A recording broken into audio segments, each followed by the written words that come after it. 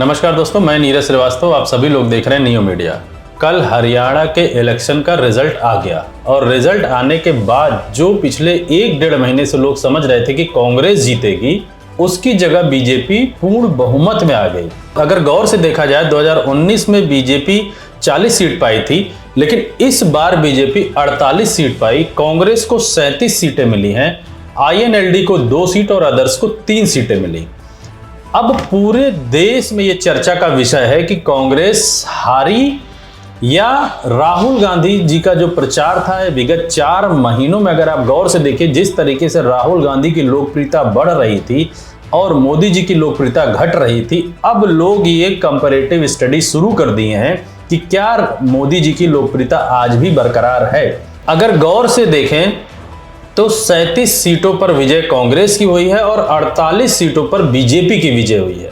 ये जरूर सत्य है कि आज बीजेपी जीत गई और सरकार बनाने जा रही है, कांग्रेस हार गई और सरकार नहीं बनाने जा रही और विपक्ष में बैठेगी। लेकिन अगर हम इस पूरे आंकड़े को ध्यान से देखें तो आपको एक चीज समझ में आएगी कि कांग्रेस के हार जाने के बाद भी राहुल गांधी जी एक तरीके से ये इलेक्शन जीत गए हैं और बीजेपी जीतने के बाद भी अगर गौर से देखा जाए तो मोदी जी आज ये इलेक्शन हार गए हैं। अब आप सोच रहे होंगे कि ये विषय मैं आखिर उठा क्यों रहा हूं। गौर कीजिए, 4 जून से पहले कोई भी आदमी राहुल गांधी को सीरियसली नहीं लेता था और ये बोलता था कि ये सीरियस राजनीतिक नेता है ही नहीं। और अगर आप गौर करें दूसरी बातों पे तो हर जगह लोग ये बोलते थे जहां कांग्रेस और बीजेपी की आमने सामने की टक्कर होती वहां बीजेपी 90% सीट जीत जाती है।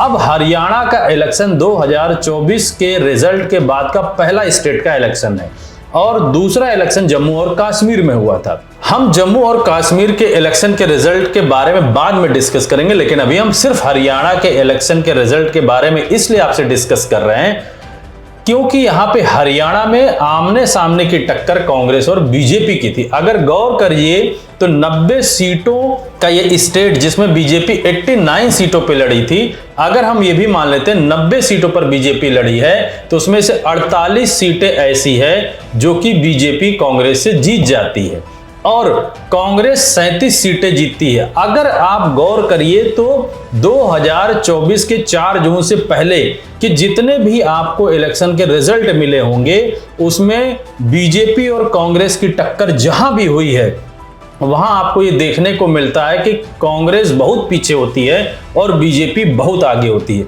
अगर हम 4 जून से और आज तक के अक्टूबर के सफर को देखें तो मात्र 4 महीने होते हैं और राहुल गांधी जी ने इन 4 महीनों में यहां तक तो कांग्रेस को लाके खड़ा ही कर दिया कि कम से कम बीजेपी के सामने जो डायरेक्ट टक्कर वाली सीटें हैं उसमें अब बीजेपी 90% सीटें नहीं जीत सकती। यह हरियाणा के रिजल्ट से हमें समझ में आ गया। अगर आप गौर करें तो हरियाणा के रिजल्ट में वोट परसेंटेज 39.94 बीजेपी को मिला है और 39.04 कांग्रेस को मिला है। लगभग 0.89% वोट कांग्रेस को कम मिलता है और उसको 11 सीटें बीजेपी से कम मिलती हैं। लेकिन अगर लोकप्रियता की दृष्टि से भी देखें और कांग्रेस की आम जनता में एक्सेप्टेंस देखें, यानी कि कांग्रेस को आज आम जनता पसंद कर रही है बीजेपी की अपेक्षा या मोदी की अपेक्षा ज्यादा, तो ये कहीं गलत नहीं होगा। ये इस रिजल्ट में आपको पता चल जाएगा। अब इस पूरे एनालिसिस से ये समझ में आता है कि राहुल गांधी जी की पार्टी कांग्रेस तो हार गई, लेकिन राहुल गांधी जी खुद अपना इलेक्शन जीत गए और ये मान के चलिए कि आज जो हरियाणा में कांग्रेस सत्ता में नहीं है उसका कारण बीजेपी की जीत नहीं है।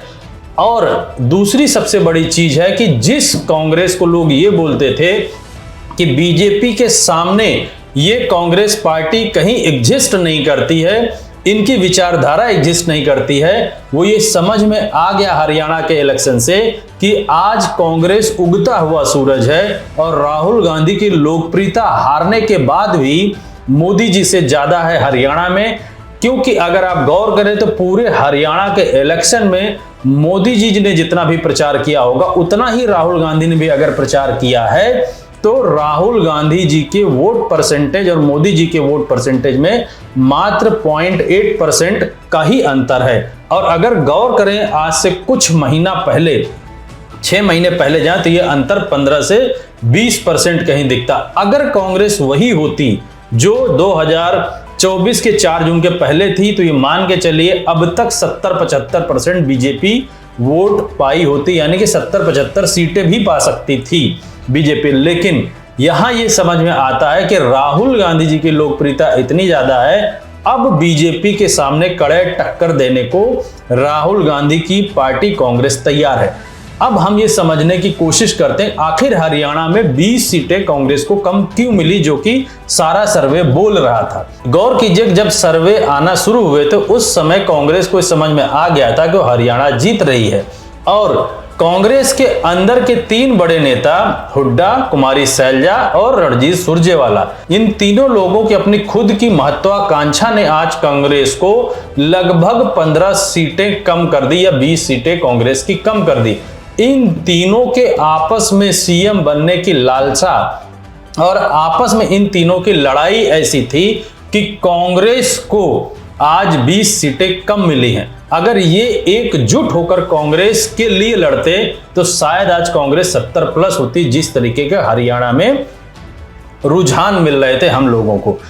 अब सबसे बड़ी बात है कि आने वाले समय में कांग्रेस को एक चीज और गौर करनी पड़ेगी। कांग्रेस जिस स्टेट में स्ट्रांग है, उस स्टेट के जो स्ट्रांग नेता हैं वो कांग्रेस के जो केंद्रीय नेतृत्व है उसके ऊपर भारी पड़ जाते हैं और वो अपनी बात मनवाने के लिए अड़ जाते हैं। यानी कि अगर गौर से देखा जाए तो वो सिर्फ अपने लिए काम कर रहे हैं, ना कि कांग्रेस पार्टी के लिए। अगर आज हुड्डा जी अखिलेश यादव जी को 1 सीट, जो कि राहुल गांधी जी बोल रहे थे, और आम आदमी पार्टी को 10 सीट दे दिए होते तो जो आम आदमी पार्टी का 2% वोट था वो कहीं ना कहीं कांग्रेस को मिलता। और अगर 2 सीट या 3 सीट समाजवादी पार्टी को दे दिए होते तो समाजवादी पार्टी के मुखिया अखिलेश यादव जी वहां प्रचार करने जाते और ओबीसी समाज के पूरे इंडिया के सबसे बड़े नेता वो हैं, निश्चित तौर पे 2-3% उनको वोट और भी मिलते। तो अब आप गौर करिए, उस कांग्रेस को लगभग 44% वोट मिलते तो वो कहां खड़ी होती। लेकिन यही एकदम सेम घटना अगर आप गौर करिए तो मध्य प्रदेश में भी हुई थी। कांग्रेस जीत रही थी, उस समय कमलनाथ वहां के लोकल के नेता थे जिन्होंने ये बात बोली कि हमें अखिलेश यादव की जरूरत नहीं, जबकि उन्होंने एक मीडिया में एक बड़े गलत शब्द का प्रयोग किया, अखिलेश की बातें छोड़ो, मेरी बात करो। बहुत बढ़िया माहौल है, सब जगह लोग फोन करके कह रहे हैं, बहुत उत्साह है और जितनी संख्या से हम सोच रहे थे हम जीतेंगे, अब हम उससे ज्यादा जीतेंगे। सर, अखिलेश यादव ने आरोप लगाया कि उन्होंने भी बोला, अरे भाई छोड़ो अखिलेश। ऐसे ही ठीक हुड्डा ने भी यहां यही बात बोली थी, अखिलेश जी का यहां पे कोई अस्तित्व नहीं है तो उनको हम सीट क्यों दें।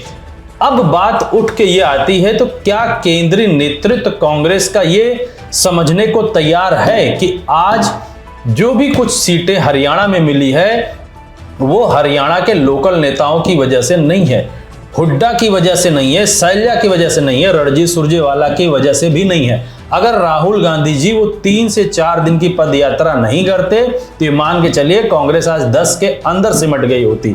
उनके उन 3 से 4 दिन के प्रचार के बाद ही कांग्रेस में एक एनर्जी आई और आज कांग्रेस 37 सीटों पर खड़ी है।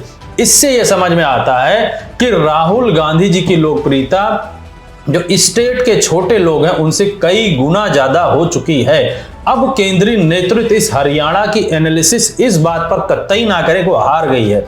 इस बात पर कांग्रेस के केंद्रीय नेतृत्व को एनालिसिस करनी चाहिए कि हरियाणा की हार में भी राहुल गांधी जी की जीत है और अब स्टेट के किसी भी बड़े नेता की बात उनको नहीं सुननी चाहिए और इंडिया गठबंधन और जो फ्रीलांस यूट्यूबर्स हैं या जो फ्रीलांस लोग जो उनको सपोर्ट कर रहे हैं उनकी बात सुननी चाहिए और उनको सपोर्ट करना चाहिए, ना कि उन नेताओं को जिनका खुद का पर्सनल का स्वार्थ है। अगर आज यही हरियाणा में इंडिया गठबंधन के तर्ज पर लड़ते और मायावती जी को भी साथ लेते तो मान के चलिए कांग्रेस 75 सीटों से भी ज्यादा थी। यहीं से बात ये उभर कर आती है कि राहुल गांधी की लोकप्रियता तो बढ़ रही है लेकिन आज भी राहुल गांधी जी की लोकल क्षेत्रीय नेताओं जो उनके खुद के हैं उनके ऊपर कमांड कम है, उनके ऊपर उनका दबाव कम पड़ता है, जिसकी वजह से ये अपनी मनमानी करना शुरू कर देते हैं और मीडिया में भी वो बात फैलाने में चूकते नहीं हैं। ऐसे नेताओं को छांटकर राहुल गांधी को कांग्रेस से दरकिनारे करना चाहिए। अब आप गौर कीजिए जम्मू और कश्मीर के इलेक्शन को और 2024 के केंद्र के इलेक्शन को, उत्तर प्रदेश के रिजल्ट को।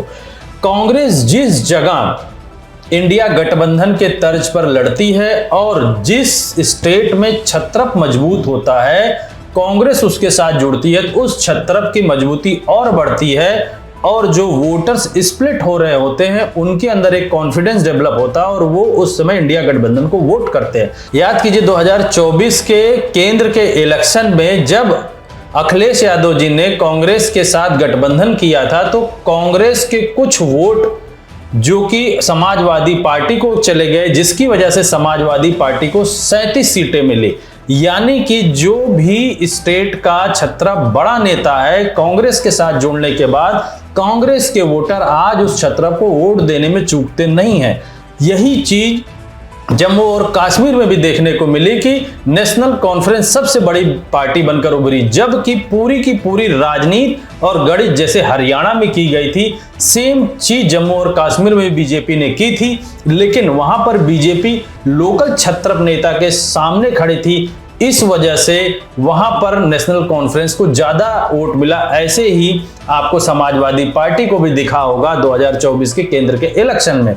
इससे समझ में यह बात आती है कि कांग्रेस जिस स्टेट में कमजोर है वहां पर बड़े नेताओं के साथ जुड़ती है तो उस बड़े नेता का फायदा होता है इससे, यानी कि इंडिया गठबंधन का फायदा मिलता है। यहीं से कांग्रेस को सीख लेना चाहिए कि अगर उसके वोटर पॉजिटिव कैटालिस्ट की तरह उस बड़े नेता के लिए काम कर रहे हैं, जो भी उस बड़े नेता की लोकप्रियता है उसको वो कांग्रेस उन स्टेट में भुना सकती है जहां कांग्रेस खुद में मजबूत है। यानी कि जहां कांग्रेस और बीजेपी के आमने सामने के टक्कर की लड़ाई है, वहां इस तरीके के अदर स्टेट के बड़े समाज के प्रभावित नेताओं को अपने साथ इंडिया गठबंधन में जोड़ ले तो उसको फायदा मिलेगा और बीजेपी के साथ आमने सामने के टक्कर में सीटें बड़ी आसानी से निकाल सकती है। आने वाले समय में जो भी महाराष्ट्र और झारखंड में इलेक्शन होने जा रहे हैं, हम यही सोचते हैं कि राहुल गांधी जी अब ऐसी गलती नहीं करेंगे और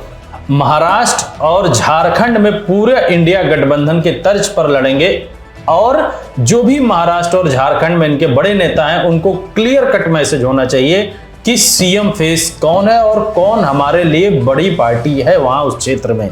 वैसे भी अगर इन रिजल्ट जम्मू और कश्मीर के रिजल्ट को देखें, ये समझ में आता है कि महाराष्ट्र और झारखंड में उस स्टेट के बड़े नेता अवेलेबल हैं और कांग्रेस के साथ मिलने के बाद वहां इंडिया गठबंधन की सरकार बनना लगभग तय है। लेकिन आने वाले समय में राजनीति कैसे करवटें बदलती देखना बड़ा दिलचस्प होगा। हमारी पूरी टीम की निगाहें इस पर बनी हुई है।